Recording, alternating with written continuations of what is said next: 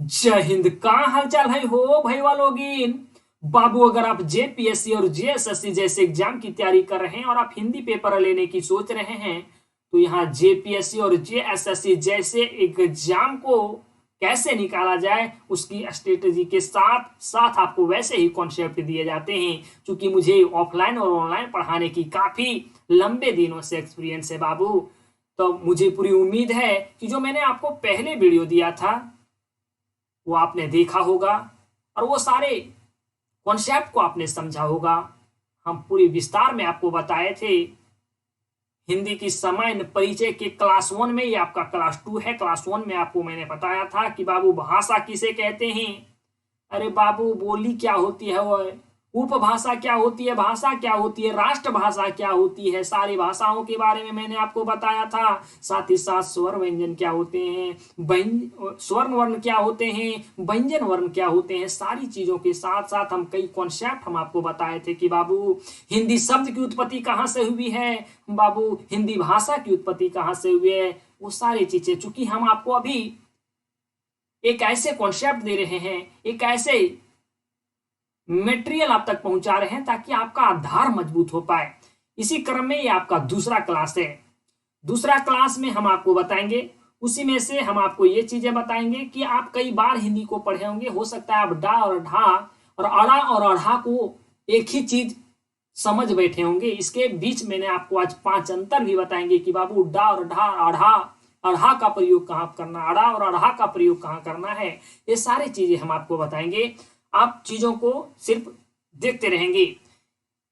चूंकि पता है बाबू, द यूनिक क्लासेस की यूट्यूब चैनल पे यूनिक कंटेंट देने के साथ साथ एक आपका ये भरोसेमंद संस्था है ही है, लेकिन यूनिक कंटेंट देने के साथ साथ आपको ये संतुष्ट भी करवाया जाता है, साथ ही साथ खखोर के पढ़ाया जाता है बाबू, ताकि आप संतुष्ट हो पाए। इसी के लिए हम तब तक चीजें आप तक नहीं पहुंचाते हैं जब तक हम अपनी ओर से पूरी तरह से संतुष्ट नहीं हो जाते, उस चीज पे हम पूरी तरह से रिसर्च नहीं कर लेते।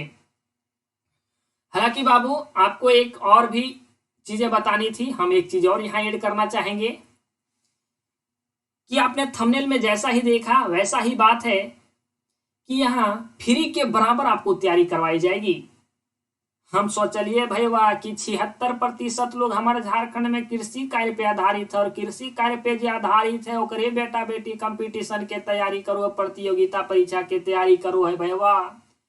हमारा ऐसा भाई बहन थी, ये तो सारी चीजें गरीबों के लिए करवाई जा रही है यूनिक क्लासेस पे बाबू।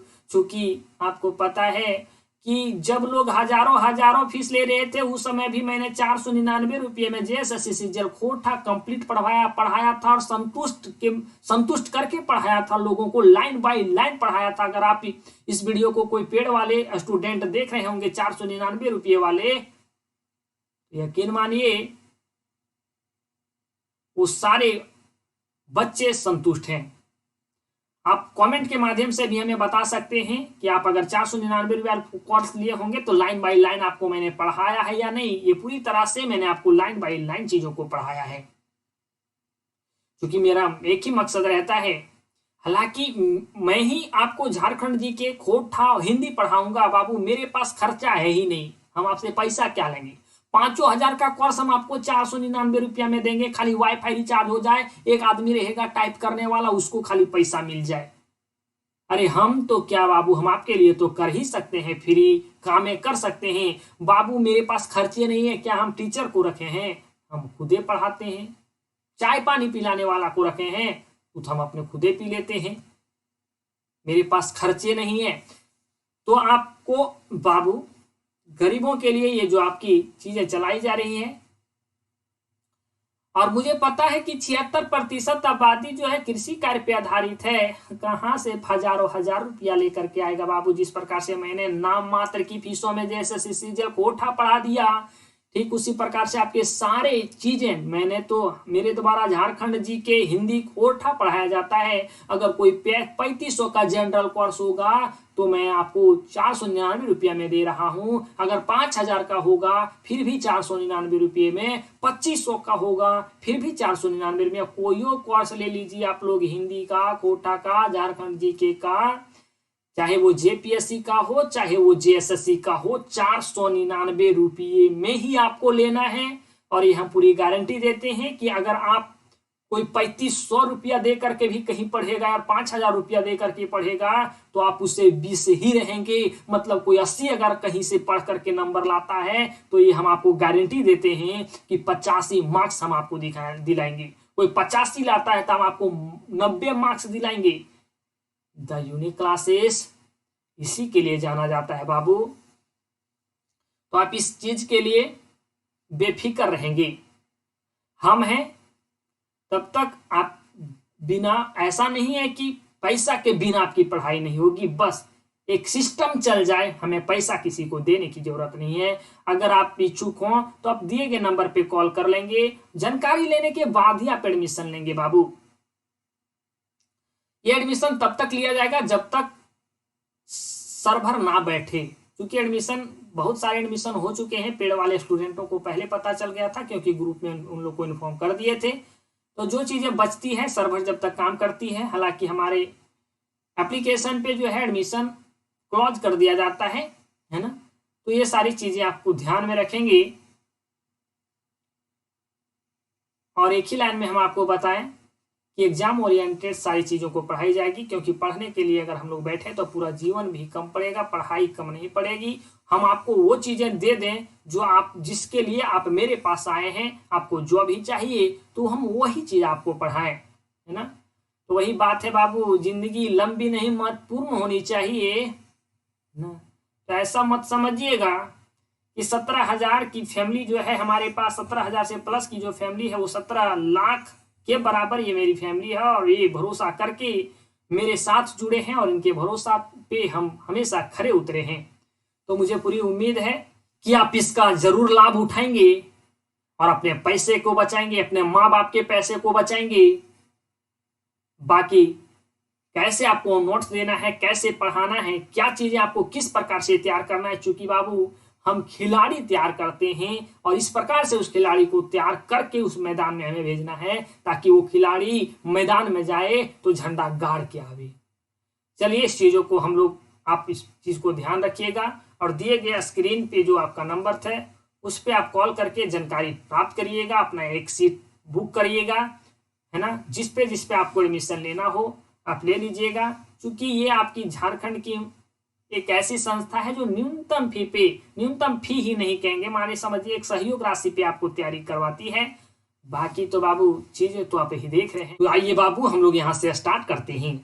वर्गीकरण के आधार पे व्यंजनों को 8 भागों में बांटा गया है। तो आप पूछते हो भाई वाह कि वर्गीकरण के आधार पे व्यंजन को कितने भागों में बांटा गया है। तो ये 8 भागों में बाबू। भाषा एक परिवर्तनशील चीज है, तो कहीं कहीं आपको किताब में 6 मिलेगा, कभी आपको 7 मिलेगा, कहीं आपको 8 मिलेगा। आपको कंफ्यूज होने की कोई आवश्यकता नहीं है। हम तो आपको कई बार बताते हैं कि जब तक हम चीजों पे गहन रिसर्च नहीं कर लेते हैं अब तक हम कोई चीज डिलीवर नहीं करते हैं। तो आपको 8 ही मारना है। पहला स्पर्शी व्यंजन, दूसरा है संघर्षी व्यंजन, तीसरा है स्पर्श संघर्षी व्यंजन, चौथा है नासिकी व्यंजन और पांचवा है आपका उच्छित व्यंजन, प्रकंपित व्यंजन, प्रासर्विक व्यंजन और आपका 8वां है संघर्षहीन व्यंजन। एक का करके हम चीजों को देखेंगे। आप ध्यान रखिएगा कि वर्गीकरण के आधार पे व्यंजनों को 8 भागों में बांटा गया है। देखिए, हम आपको पहले बताएं कि स्पर्शी व्यंजन क्या होते हैं। चीजों को आप देखिएगा, हम सारी चीजें यहाँ क्लियर करेंगे बाबू। जो स्पर्शी व्यंजन होते हैं ना, वो कवर्ग, टवर्ग, तवर्ग, पवर्ग। देखिए, कवर्ग, टवर्ग, तवर्ग, पवर्ग, चीजों को आप थोड़ा सा यहाँ चीजों को देखिएगा। जैसे हम बता रहे कवर्ग, तो कवर्ग में आपके 5 अक्षर आते हैं, का, खा, गा, घा और अंगा। ठीक है, इसमें से आपको लास्ट वाला वर्ण को छोड़ देना है। चाहे हम कवर्ग की बात करें, का, खा, गा, घा, इसे हम लोग अगर शॉर्ट में बोले तो इसे हम लोग कवर्ग ही बोलते हैं। कवर्ग बोल दिए मतलब का, खा, गा, घा, अंगा बोल दिए आप, है ना। तो वहां यही बता रहा है कि स्पर्शी व्यंजन के अंतर्गत कवर्ग आ रहा है। लास्ट वाला छोड़ दीजिएगा आप। जैसे चा छा वाला, चा छा में नहीं, आपका यहाँ स्पर्शी व्यंजन में चवर्ग नहीं आता है, टवर्ग आता है। तो टवर्ग में बाबू मूर्धन्य आएगा ना। दंत ता था में आपका दंत ना आएगा ना। पा फा बा मा आएगा ना। लास्ट यही तो आपके वर्ण है। ये सारे वर्ण को छोड़ देना है। और जब ये सारे वर्ण को आप छोड़ देंगे तो आपके पास 4 में इसके वर्ण बचेंगे, 4 इसके वर्ण बचेंगे, 4 इसके वर्ण बचेंगे और 4 इसके वर्ण बचेंगे, अर्थात 16 वर्ण आपके पास बचेंगे। यही हम चीजें अंत वर्ण को छोड़ करके, मतलब सब में आते हैं 5-5 वर्ण, लेकिन 5 वर्ण में एक वर्ण को छोड़ देना है, लास्ट वाला को। और लास्ट वाला को अगर आप छोड़ देते हैं तो अगर आप कवर को लेते हैं, टवर को लेते हैं, तवर को लेते हैं और पवर को लेते हैं तो 4 आपके वर्ण सभी में बचते हैं, तो टोटल 16 होते हैं। तो 16 जो ये वर्ण होते हैं वो स्पर्शी व्यंजन होते हैं। यही बातें, स्पर्शी व्यंजन कहने का मतलब ये है कि बाबू अगर आप ये सारे वर्ण को बोलते हैं, का बोले, खा बोले, गा बोले, घा बोले, तो ये आपके होस्ट को भी स्पर्श करते हैं, जीभ को भी, तालु को भी, ये हमारे सभी मुंह के भागों को टच करते हैं। इसलिए हम लोग कहते हैं स्पर्शी, सारे चीजों को ये स्पर्श करते हैं, सारे भागों को ये स्पर्श करते हैं, इसलिए हम लोग स्पर्शी कहते हैं। तो यही हम लिखे हैं बाबू। यहाँ देखिएगा आप लोग थोड़ा सा ध्यान से कि वे व्यंजन, अरे वे व्यंजन हैं जिनके उच्चारण में विभिन्न उच्चारण अवयवों का स्पर्श किया जाता है, मतलब सभी विभिन्न भागों का स्पर्श किया जाता है बोलने के क्रम में। जैसे बोलिए का, खा, गा, घा। देखिए आपका जीभ भी काम कर रहा है, ये सारे आपके विभिन्न अवयव काम कर रहे हैं। नेक्स्ट देखते हैं हम लोग बाबू संघर्षी व्यंजन। संघर्षी व्यंजन ये आपको बाबू तालब सा है, ये आपका मूर्धन सा है, ये आपका दंत सा है। ये आपके तालु से बोला जाता है, मूर्धा से बोला जाता है ये सा को, और ये दांत से बोला जाता है, इसलिए हम लोग इसे दंत सा कहते हैं। इसे हम लोग मूर्धा कहते हैं, मूर्धा सा कहते हैं, और इसे हम लोग तलब सा कहते हैं। मूर्धन सा, ये आपका दंत सा, और ये आपका हा। ये ऐसे वर्ण है जिसे बोलने के दौरान वायु गर्म हो जाती है। वायु गर्म हो जाती है माने इसे बोलने के क्रम में हम लोग जब बोलते हैं तो इसके बीच एक पतली रास्ता बन जाती है, और यही पतली रास्ता के बीच से जब हवा निकलती है तो ये हवा गर्म हो जाती है। अर्थात आप ये कह सकते हैं कि जब हम ये सारे वर्णों को बोलते हैं तो एक पतली रास्ता बनती है हमारे मुंह के अंदर, और यही पतली रास्ता से होकर के हवा निकलती है, अर्थात संघर्ष करके हवा निकलती है। जब पतली रास्ता से निकल रही है मतलब संघर्ष करके निकल रही है, और जब संघर्ष करके निकलती है तो ये वायु तो गर्म होगी ही होगी। और ऐसे वायु गर्म अगर हो रही है किन सारे वर्ण के चक्कर में तो ये सारे वर्ण के चक्कर में, अगर ये सारे वर्ण के चक्कर में वायु गर्म हो रही है तो हम लोग कहेंगे कि ये सारे वर्ण जो है वो संघर्ष करके बोले जाते हैं। ये सारे जो व्यंजन है वो संघर्ष करके बोले जाते हैं, और संघर्ष करके अगर बोले जाते हैं तो संघर्ष करने के बाद वायु गर्म हो जाती है। इसलिए हम लोग इस व्यंजन को हम लोग संघर्षी व्यंजन कहते हैं। यहाँ लिखे हैं कि जिस व्यंजनों के उच्चारण में वायु संघर्ष पूर्वक निकला हो, संघर्ष करके निकलता हो, उससे हम लोग संघर्षी व्यंजन कहते हैं। देखिए यहाँ संघर्ष गलत लिखा हुआ है, नोट्स में आपको हम ये सारी चीजें क्लियर कर देंगे, सही कर देंगे। नेक्स्ट है बाबू स्पर्श संघर्षी व्यंजन। स्पर्श संघर्षी व्यंजन के अंतर्गत आपके चा, छा, जा, झा ये तालु से बोले जाते हैं। हम आपको आगे भी बताएंगे तालु से बोले जाते हैं, और तालु से बोले जाते हैं मतलब ये सारे व्यंजन को भी बोलने में थोड़ा सा कठिन होता है, संघर्ष होता है और समय भी लगता है। चा, छा, जा, झा समय भी लगता है और संघर्ष भी होता है, इसलिए हम लोग स्पर्श संघर्षी व्यंजन इसे कहते हैं। यही हम डिफिनेशन आपको बताएं कि वे व्यंजन जिसके उच्चारण में संघर्ष के साथ साथ अधिक समय लगता है वह स्पर्श संघर्षी व्यंजन कहलाता है। देखिए बाबू, संघर्ष तो लग ही रहा है हो भैया, संघर्ष होने के साथ साथ इसमें तनी ज्यादा समय लग रहा है, इसलिए स्पर्श संघर्षी व्यंजन। एक देखिए बाबू, नासिकीय व्यंजन चौथा है, इसमें बाबू अंगा, इया, मूर्धना, दंतना और मा, वे व्यंजन जिसके उच्चारण में हवा का प्रमुख वेग नासिक से निकलता है। अगर आप ये सारे व्यंजन को बोलेंगे तो ये सारे व्यंजन को जब बोलेंगे तो हवा अंदर से आपके निकलता है ना, जब हवा निकलेगा तो नकिया से निकलेगा, माने नाक के माध्यम से निकलेगा, इसलिए इसे हम लोग नासिक के व्यंजन कहते हैं। वे व्यंजन जिसके उच्चारण में ये सारे अगर वर्णों का आप उच्चारण करते हैं तो इसका जो हवा का प्रमुख जो वेग है वो नासिक से निकलता है, नाक से निकलता है, इसलिए इसे नासिक के व्यंजन कहते हैं। चीजों को समझ गए, नासिक के व्यंजन किसे कहते हैं? नाक से निकलता है हवा, नासिक के व्यंजन कहेंगे। जिस व्यंजन को बोलने के बाद, है ना, जिस व्यंजन को बोलने के क्रम में हवा नाक से निकल रही हो उससे हम लोग नासिक के व्यंजन कहते हैं। पांचवा हो गया बाबू उच्छिप्त व्यंजन। देखिए उच्छिप्त व्यंजन में अड़ा और अढ़ा है, ऐसा न लग रहा है जिभिया फेंकाल जा रहा है, अढ़ा अढ़ा अड़ा अढ़ा, जिभिया फेंकाल जा रहा है, इसे हम लोग उच्छिप्त व्यंजन कहने के साथ साथ इसे हम लोग फेंका हुआ भी कह सकते हैं, इससे हम लोग ताड़न जात भी कहते हैं। आके हम आपको बताए थे, ऐसा नहीं लग रहा है कि जिभिया अपने से दूरी से हटा रही है बोलने के क्रम, अढ़ा अढ़ा, है ना, तो ताड़ रही है जात से, माने अपने जाति से इसे निकालने की कोशिश करिए। ताड़ना माने निकालना, कहां से? जात से। इसे द्विगुण इसीलिए कहते हैं कि बाबू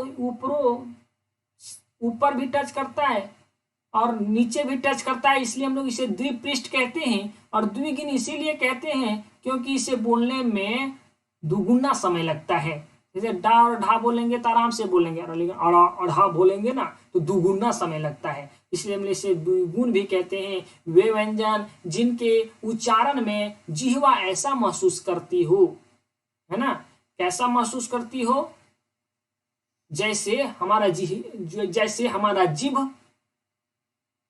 ये सारे वर्ण को फेंक रही हो, ऐसा हमारा जीभ महसूस कराती हो कि ये सारे वर्ण फेंका रहे हैं। अगर ऐसा महसूस हमारे जिह्वा करा रही तब समझ जाइएगा कि उच्छिप्त व्यंजन है। देखिए छठा है प्रकंपित व्यंजन। प्रकंपित व्यंजन जैसे रा अगर बोलते हैं, देखिए ना बोल के बढ़िया से रा अगर आप बोलेंगे तो नहीं कंपन होता है, रा बोलेंगे तो कंपन होता है ना, तो इसलिए कंपित हो रहा है ना, इसी को नाम दे दिया है प्रकंपित। इसका आप डिफिनेशन देख ले, व्यंजन जिसके उच्चारण में जिह्वा 2-3 बार कंपन करता है, रा कंपित कर रही है, इसीलिए इसे हम लोग प्रकंपित व्यंजन कहते हैं या प्रकंपित व्यंजन कहलाती है। इसे हम लोग लुठित वर्ण भी कहते हैं। ऐसा नहीं लग रहा है कि जिह्वा से ये लुढ़क रही है, लुढ़क रही है, लगता ही रा जो है ना, रा जो आपके व्यंजन है ये लुढ़क रही है, ऐसा हमें लग रहा है, और लुढ़क रही तो इसी को लुठित कहते हैं, और ये कंपन होके बोलाती है तो इसे प्रकंपित व्यंजन कहते हैं। एक है पार्श्विक व्यंजन। पार्श्विक माने होता है बाबू पास, और इसके अंतर्गत ला को बोला जाता है। पार्श्विक व्यंजन माने ला, वे व्यंजन जिनके उच्चारण में जिह्वा मसूड़ा को छूती है, ला बोलिए ना, तो ये जिहा जो है ना, जिह्वा ला बोल के देखिए आप, ला बोलिएगा तो ऊपर वाला छूती है, मसूड़वा को ऊपर वाला मसूड़वा को छूती है ना, और हवा का प्रमुख वेग जिहा के आसपास से निकल जाने, ला मुड़ जाती लगता है ना जिह्वा, और आसपास से उसकी हवा निकल जाती, उसी को हम लोग पार्श्विक व्यंजन कहते हैं। आठवां है संघर्षहीन व्यंजन। संघर्षहीन के कारण, संघर्षहीन में आपका या अंत्येष्या और वाह आता है ना, इसमें बाबू इसको बोलने में कोई संघर्ष ही नहीं लगता, या वाह, जैसे कुछ टच नहीं कर रहा है मुंहवा में, ना तालू टच कर रहा है, ना जिह्वा मसूड़ा टच कर रहा है। आप मुंह खोलवो बोल सकते हैं या वा, मुहा खोल के भी बोल सकते हैं। तो वे वर्ण जिसके उच्चारण में जिह्वा की जरूरत नहीं पड़ती है ना, उसे संघर्षहीन कहते हैं। जिह्वा की जरूरत ही नहीं पड़ती है। आपको जरूरी, आप मने बदमाशी करके आप सटा मत दीजिएगा। अगर आप सटा रहे हैं तो समझिए कि आपका उच्चारण सही नहीं है। जबरदस्ती मत सटा दीजिएगा हमको गलत साबित करने के लिए। अगर आप सट जा रहा है तो समझिए कि आपको प्रैक्टिस की जरूरत है, आपका उच्चारण सही नहीं है। जबरदस्ती नहीं कीजिएगा, जबरदस्ती कीजिएगा समझिएगा आप ही गलत है ना। ऐसे एक हम लोग का ना, हमारे मास्टर एक ये चीजें सुनाते थे कि एक बार एक लड़का चालाक अपने अपने बड़ी समझता था, मार्केट गया मोची के पास जूता का नाप दिलाने के लिए, और वो अपने पैरवा को इतना मतलब संकुचित कर लिया, सुकड़ा लिया, और वो कहता है अपने दोस्त के पास जाकर के कि हम मोची को नाप दिए ना, उसको बुड़बक बना दिए। बुड़बक किस लिए बना दिए? क्योंकि अपने पैरवा को हम संकुचित कर दिए। वो तो जुतवा वैसने बनाएगा, है ना। तो बाबू चीजवा खराब किसका हुआ? उसी का ना खराब हुआ। तो वही बतिया, ज्यादा बनने से चीजें खराब हो जाती है। नेक्स्ट है बाबू कंपन के आधार पे स्वर्ण वर्ण का वर्गीकरण। कंपन के आधार पे, जिसे हम लोग आघोष, घोष या साघोष कहते हैं, दो भागों में बांटा गया है, या घोष और घोष के रूप में। या घोष वे वर्ण जिनके उच्चारण में गूंज, कंपन नहीं होता। जी जो अगर आप उच्चारण करते हैं उसमें कोई गूंज नहीं होगा, उसमें बाबू कोई कंपन नहीं होगा, वो अघोष वर्ण कहलाते हैं। देखिए अघोष वर्ण आप ध्यान दीजिएगा, प्रत्येक वर्ग कह रहा है, मतलब आप समझ रहे हैं ना, कवर्ग की बात कर रहा है। कवर्ग की बात कर रहा है मैंने का खा गा घा अंगा की बात कर रहा है। चवर्ग की बात कर रहा है, 5 गो वर्ग होता है बाबू, कवर्ग हो गया, चवर्ग हो गया, टवर्ग हो गया, तवर्ग हो गया, पवर्ग हो गया। यानी हम चवर्ग बोले तो चा छा जा झाइया आएगा, टवर्ग होगा तो आप पूरे 5 आएगा, तवर्ग में भी पूरे 5 आएगा, पवर्ग में भी पूरे 5 आएगा। समझिएगा, थोड़ा सा ध्यान से देखिएगा। तो उसमें कह रहा है कि देखिए अगर आप कवर्ग की बात कर रहे हैं तो कवर्ग का जो पहला अक्षर, पहला वर्ण होगा, दूसरा वर्ण होगा, प्रत्येक वर्ग का पहला दूसरा अक्षर वो आएगा आपका अघोष में, साथ ही साथ ये तीनों सा आएगा। तो टोटल कितना होगा? थोड़ा सा काउंट आप लोग कीजिएगा। प्रत्येक वर्ग का, तो प्रत्येक वर्ग माने समझिए 5 गो वर्ग है, और प्रत्येक वर्ग का पहला और दूसरा आएगा, पहला दूसरा आएगा, मतलब 5 वर्ग है। अगर दूदू अक्षर सबसे आ रहा है, दूदू वर्ण सबसे आ रहा है तो 10 होगा, 10 होगा प्लस 3 गो ये भी आ रहा है, तो 10 और 3 13 हो जाएगा। यही यहाँ बतिया कर रहा है बाबू कि अगर हम लोग कवर्ग की बात करते हैं तो का खा गा घा और अंगा की हम लोग बात करते हैं, इसमें दुए को लेने कह रहा है। तो ऐसे ऐसे 5 गो होते हैं वर्ग, और सबसे अगर दू लेते हैं, जैसे कवर्ग से लिए, दू चवर्ग से लेंगे, दू टवर्ग से लेंगे, तवर्ग से लेंगे, पवर्ग से लेंगे, तो बाबू 5 गुने 2 हो जाएगा आपका 10, और 3 गो और एक्स्ट्रा में ये तीनों सा आता है, तलब शाह, मूर्धन शाह और दंत शाह। तो टोटल 13 आते हैं। तो 13 आघोष के अंतर्गत 13 आघोष किसे कहते हैं? वैसे वर्ण जिसके उच्चारण में गुंज कंपन नहीं होता, जिसको आप बोलेंगे उसमें गूंज और कंपन नहीं होगा, वो आघोष होता है। सघोष इसी का उल्टा है, वे वर्ण जिसका उच्चारण में गुंज कंपन पैदा होता है, गुंज और कंपन पैदा होता है, घोष या सघोष वर्ण कहलाता। भैया देख वैसन वर्ण जेकरा तो बोलबे तो कंपन हो है, कंपन होती है, गूंज पैदा होती है, उसी को हम लोग सघोष कहते हैं। और जिसमें कुछ मने न्यूट्रल है वो आघोष है। या मने समझिए यहाँ लगा हुआ है, मतलब न्यूट्रल चीजें हैं। एक लड़का रहता है, एक आप मान लीजिए फुर्तीला, तो समझिएगा फुर्तीला इतना फुर्तीला रहता है, कोई उसमें एक्शन ही नहीं रहता है। तो सघोष में क्या आता है? तो प्रत्येक वर्ग के तीसरा, चौथा और 5वां वर्ण, समझिए जैसे हम का खा लिखे ना, का खा गा घा यंगा, तो ऐसे ऐसे हम लोग 5 गो वर्ग होते हैं। तो इसमें कह रहा है कि तीसरा को आप लीजिए, मतलब कवर्ग में अगर ले रहे हैं तो तीसरा को लीजिए, पांचवा को भी आप लीजिए और चौथा को भी आप लीजिए। मैंने 2 गो पहले लगा गया है, पहला दूसरा तो पहले ले लिया घोष से। अब जो 3 गो बच रहा है तीनों आप लीजिए। अगर भैया हम तीनों लेंगे तो ऐसा ऐसा 5 गो है, तो 5 तिया 15 ऐसे हो जाता है। प्लस कह रहा है कि अंतसिया रा ला वा और हा भी लीजिए, मैंने 5 गो और लीजिए, 5 और ले लिए तो 15 और 5 20 गो हो गया। और सभी जो है स्वर्ण वर्ण रहेंगे, स्वर्ण वर्ण भी आप साघोषे में आ जाएंगे, साघोष में आ जाएंगे आपके सारे स्वर्ण और स्वर्ण वर्ण 11 हैं, संस्कृत में 13 हैं। तो 11 या 20 और 11 टोटल 31। देखिए 31 हो गए। 15 गो आज तो इसका बाबू वर्ग वालों का है, 5 गो तो यही है, 11 गो बाबू स्वर्ण वर्ण वाले हैं, तो टोटल 31 है। तो ध्यान दीजिएगा, या घोष में कोई गुंज नहीं, कोई कंपन नहीं, लेकिन साघोष में गुंज कंपन है। आगे देखिए अल्प प्राण किसे कहते हैं। देखिए प्राण वायु या तो आप प्राणवायु या श्वास के आधार पे 2 भागों में बांटा गया है, वर्ण को 2 भागों में बांटा गया है, अल्प प्राण और महाप्राण।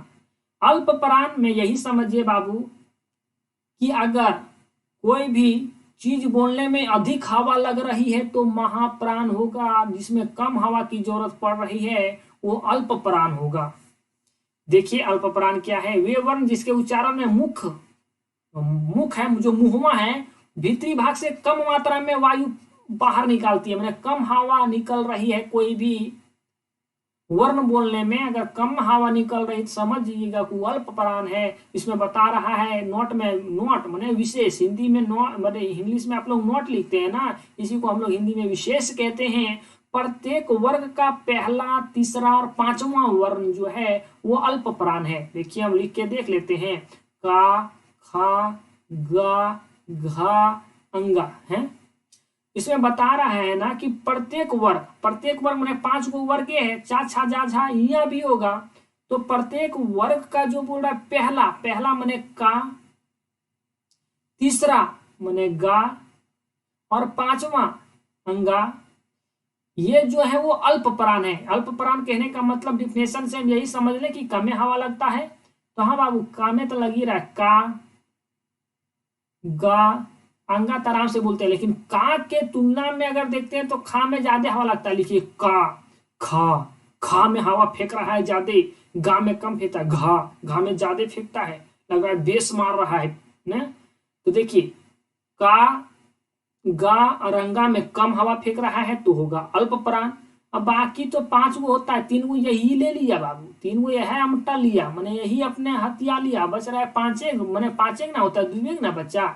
अब जब 2 गो बच्चा वो कहाँ जाके घुसेगा, तो ये महाप्राण में घुसेगा, कहने वाली बातें नहीं है। अब देखिए कवर्ग में बात करें तो का, गा, अंगा यही ले लिया, चवर्ग में देखिए तो ये ले लिया चा, जाइया को यही ले लिया, टवर्ग में इसको ले लिया, तवर्ग में इसको ले लिया, पवर्ग में इसको ले लिया। तो टोटल देखिए बाबू 3 गो ये ले रहा है, 3 गो ले रहा है, 5 गो वर्ग है तो हो गया 15 है ना। प्लस स्वर्ण वर्ण भी ये लेता है, 15 लेता है, प्लस 4 गो ये ले रहा है, अंतसिया रा ला वा भी अल्प प्राण के अंतर्गत आते हैं। समझिएगा साघोष और आघोष अलग चीज था, साघोष और कंफ्यूज आप लोग मत होइएगा। साघोष और आघोष जो था वो कंपन के आधार पे वर्ण का वर्गीकरण हो रहा था वहां, और यहाँ जो है श्वास के आधार पे वर्गीकरण हो रहा है। तो यहाँ चीजों को समझिएगा, 3 वर्ण ले रहा है तो 5 गो है तो 15 ऐसे ले रहा है, बाकी अंतसिया अलावा यहाँ 4 गो ऐसे ले रहा है तो 15 4 19 हो गया, और 11 सभी स्वर वर्ण को ले रहा है, 19 और 11 आपका 30 गो हो गया। तो आपको कोई पूछे जा बताओ भाई वाह अल्प प्राण वर्ण की संख्या कितनी है, तो आपको किस बताना है। आगे चलते हैं हम लोग बाबू, महाप्राण किसे कहते हैं, वे वर्ण जिनके उच्चारण में मुख मुख मने मुहवा के भीतरी भाग से अधिक मात्रा में वायु बाहर निकलती है, महाप्राण कहलाती है। विशेष यह है कि प्रत्येक वर्ग का दूसरा और चौथा वर्ण, जैसे कवर्ग का हम लोग देखें तो दुए वहां छोड़ ले था वो, बाकी मजबूरी है इसको इतने लेगा। तो देखिए 10 हो गया, 5 वर्ग मने 5 गुने 2 बराबर 10 हो गया। बाकी ये जो 4 हाँ है, बाकी 4 तो बराबर 14। तो महाप्राण वर्णों की संख्या जो होगी वो 14 होगी। नेक्स्ट देखिए, उच्चारण स्थान के आधार पे हम लोग देख लेते हैं। तो बाबू कवर का खा गा घा घा जो अंगा होता है ना, वो कहाँ से बोले जाते हैं, तो कंठ से बोले जाते हैं। जब बोल के देखिए का खा, देखिए यहाँ आप छू के देखिएगा, सब कंठ से बोले जाता है। या में आकार, हाँ, और विसर्ग जो है ना, इसे विसर्ग कहते हैं, विसर्ग जो है कंठ से बोले जाते हैं। चवर्ग के जो भी है चा छा जा झा, यहाँ जो है ना वो आपके तालु से बोले जाते हैं। साथ ही साथ देखिए लघुई, दीर्घई, तशिया और ये शाह है। हम आपको बताएं ये तालब सा है, तालु से बोलने वाला सा है। ये सा को हम लोग कहते हैं मूर्धन सा, मतलब मूर्धा से बोला जाता है। और ये सा को हम लोग दंत सा कहते हैं क्योंकि ये दांत से बोला जाता है। तो टवर्ग री रा जो बोला जाता है मूर्धा से बोला जाता है। तवर्ग और लासा जो वाला बोला जाता है वो दंत से बोला जाता है। लघु उ और दुर्ग उ मतलब, और पवर्ग को बोला जाता है होस्ट से। देखिए अंगा, इया, मूर्धना, दंतना और माँ को, ये सारे जो है वो पंचम वर्ग है। देखिए पंचम वर्ग आप समझिएगा किसे कहते हैं, कल हम आपको ये भी बताए। जैसे कवर्ग में जो लास्ट में आता है अंगा आता है, चवर्ग में यह आपका आता है यहाँ, ये आपका मूर्धना आता है, दंतना आता है और आपका माँ आता है। लास्ट वाला जो लेटरवा होता है ना, इसी को लास्ट वाला जो अक्षरा होता है ना, वर्ण होता है, उसी को हम लोग पंचम वर्ण कहते हैं। देख लीजिएगा, ये आपको बोला जाता है नासिक मतलब नकिया से बोला जाता है। रा ना ला सा जा जो है वो मसूड़ा से बोला जाता है। ये ऐ बोला जाता है कंठ और तालु से। वो आओ बोला जाता है कंठ और ओष्ठ से। हा बोला जाता है काकल्य या अली जिहा से। काकल्य मने वही बोला जाता है बाबू, जिह्वा के ऊपर एक घंटी जैसा लटका हुआ है ना, उसे हम लोग काकल्य बोलते हैं। अली जिहा मतलब जिहा को उलट करके जो बोलते हैं हा, हा, उसी को हम लोग अली जिहा बोलते हैं। आगे आप लोग देखिएगा, आप लोग बड़ा कंफ्यूज होते हैं डा और ढा की पहचान का नियम करने में। देखिए पहला नियम यही है कि यदि डा और ढा का प्रयोग किसी शब्द के प्रारंभ में हो जाए तो इसके बीच बिंदी नहीं लगती। हम लोग को ये समझ नहीं आता है कि इसमें ये लिखे या ये लिखे, डा लिखे या डा लिखे, है ना, डा लिखे या अड़ा लिखे, किसमें हम लोग बिंदी लगाएं बाबू। अगर ये चीजवा पहले कोई भी शब्द के पहले उपयोग में आ रहा है तो आपको बिंदी नहीं लगाना है। जैसे डमरू में डा पहले आ जा रहा है ना, तो आपको बिंदी नहीं लगाना है। ढोलक में ढा पहले आ जा रहा है तो बिंदी नहीं लगाना। अगर ये डा और ढा कोई भी शब्द के पहले आ जाए तो आपको बिंदी नहीं लगाना है। दूसरा नियम यह है कि यदि डा और ढा से पहले अनुस्वार या जाए तो उसके बीच बिंदी नहीं लगती। अनुस्वार कहने का मतलब बाबू आधा अक्षर। देखिए खंड, डा के ऊपर डा के पहले ये अनुस्वार का मतलब होता है आधा अक्षर। अगर ये डा गया, डा के पहले आधा अक्षर आ जाए तो आपको फिर ये बिंदी का प्रयोग नहीं करना है। जैसे खंड हो गया, प्रखंड हो गया, पंडाल हो गया। देखिए ये डा के आगे है, पहले आ रहा है आधा अक्षर, अरे बिंदी का मतलब यही हुआ ना बाबू, आधा अक्षर ऊपर लग रहा है। ऊपर लगने वाला सारा चीज बाबू आधे होता है, समझिएगा, आधे होता है। ये भी बाबू ऊपर लग गया। अब ऊपर जब आधा अक्षर लग जाता है तो आपके नीचे बिंदी नहीं लगेगा। तीसरा अदि, डा और ढा, यहाँ समझिएगा डा और ढा है से पहले हम एडिट कर देंगे इसे।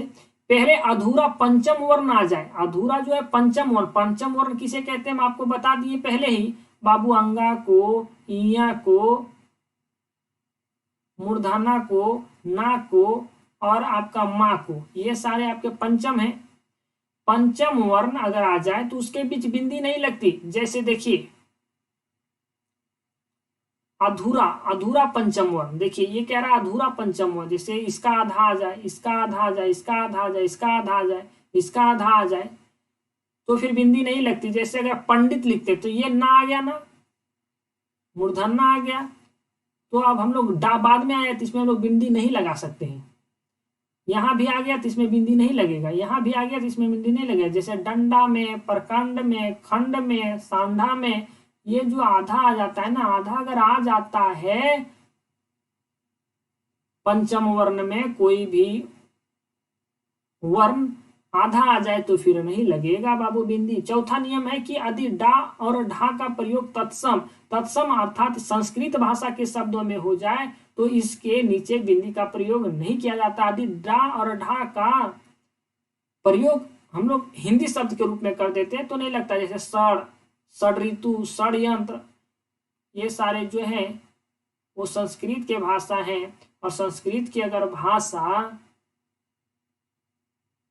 ये संस्कृत के भाषा अगर पहले लग जाते हैं तो आपको ये बिंदी का प्रयोग नहीं करना है। नियम आपका पांचवा देखिएगा बाबू, अगर कोई विदेशी भाषा आ जाए, विदेशी भाषा जैसे रोड को हम लोग क्या रोड ऐसे लिखते हैं, ये रोड एक विदेशी भाषा, रोड ऐसे हम लोग रोड लिखेंगे, है ना, ये डा के नीचे ये नहीं लिखेंगे। विदेशी भाषा ऐसे साउंड, साउंड में भी डा के नीचे हम लोग बिंदी नहीं लगाएंगे।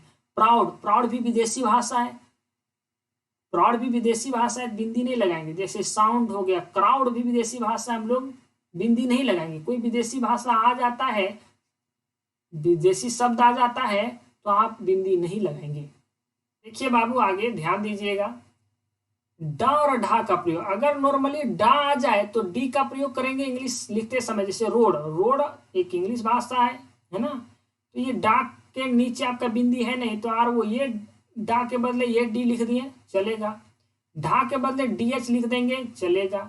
लेकिन यही डा के नीचे अगर बिंदी हो जाए अड़ा, तो ये अड़ा के बदले ऐसे अकरे जैसन खाली डी मत लिख दीजिएगा, ये अड़ा के बदले आपको आर लिखना होगा। जैसे देखिए यहाँ है भीलवाड़ा, बिंदी है, बिंदी है तो हम क्या बोले, अड़ा के बदले आर लिखना है, तो भीलवाड़ा को हम लोग लिखेंगे देखिए इस प्रकार से, भीलवाड़ा, है ना, वारा, लेकिन वाड़ा ही पढ़ेंगे वारा, क्योंकि ये डा के जगह पे हमको आर का प्रयोग करना है। बिंदी वाला मिल गया तो डी नहीं आर लिखना है, अढ़ा मिल गया तो आपको डी एच नहीं आर एच प्रयोग करना है। जैसे गढ़वा है ना, हम लोग का एक जिला है गढ़वा, गढ़वा जो है देखिए ऐसे लिखिएगा आर एच, गढ़वा पढ़ाएगा गढ़वा ही, लेकिन आपको ये बिंदी मिल गया, बिंदिया के चक्कर में डी एच नहीं आर एच का प्रयोग करना है। तो यहाँ समझिए कि खेला यहाँ था पहले डी और डी का, लेकिन अब यहाँ हो गया आर और आर का। गढ़वा एक हमारा राज्य का ऐसा जिला है जो 3 राज्य को स्पर्श करती है। तो ठीक है हो चुका लोग इन बाबू, मिलू ही ये बाद में हो कोनो दूसर वीडियो में, तब तक रखे है अपन ध्यान बाबू। ये आपका हिंदी समान परिचय का ये दूसरा वीडियो था, और मुझे पूरी उम्मीद है कि सारी चीज़ों को आप समझ लिए होंगे। एक समान परिचय है, बाकी अब हम लोग कल से सारी चीज़ें क्लास एकदम सीक्वेंस में करेंगे। ये आपका फिर हम लोग लेकर के चलेंगे संज्ञा, सर्वनाम, जो है चीज़ें आपके सिलेबस के अनुसार, जो कॉमन चीज़ें पहली होगी जो एसएससी में जितने भी फॉर्म में पढ़ने होंगे वो सारे पढ़ लेंगे। उसके बाद हम लोग सीजल में क्या पढ़ने हैं, एलडीसी में क्या पढ़ने, वो सारी चीज़ें दरोगा में हो चाहे आपका उत्पाद में हो, कोठा पढ़ना हो तो कोठा मैंने आपको लगभग चीज़ें पढ़ा दिया है। एलडीसी में भी बात हो, आपका उत्पाद में भी बात हो, सीजल में बात हो, दरोगा का स्टार्ट करने वाले हैं, जेपीएससी का कुछ चीज़ें हम आपको पढ़ाए हैं, यही सारी चीज़ें। ठीक है बाबू, बाकी जो है अब ध्यान रखिएगा, मिलते हैं कोई दूसरे वीडियो में।